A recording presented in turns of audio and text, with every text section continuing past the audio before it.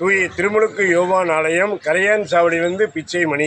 தந்தை, மகன், தூய ஆவியாரின் பெயராலே ஆமென். இன்றைய இறைவசனங்கள் யாக்கோபு நூலிலிருந்து வாசகம். பிரிவு 3, இறை சொற்றொடர்கள் 7 முதல் 12 முடிய. காட்டில் வாழ்வன, பரப்பன, ஊர்வன, கடலில் வாழ்வன ஆகிய அனைத்தையும் மனிதர் அடக்கிவிடலாம், அடக்கியும் உள்ளன. ஆனால் நாவை மட்டும் அடக்க யாராலும் இயலாது. கட்டுப்படுத்த முடியாத அளவிற்கு கொடியது, சாவை விளைவிக்கும், நஞ்சு நிறைந்தது. தந்தையாம் கடவுளை போற்றுவதும் அந்நாவே, கடவுளின் சாயலாக உண்டாக்கப்பட்ட மனிதரை தூற்றுவதும் அந்நாவே. போற்றலும் தூற்றலும் ஒரே வாய் நின்று வருகின்றன. அன்பார்ந்த சகோதர சகோதரிகளே, இது இவ்வாறு இருத்தலாகாது.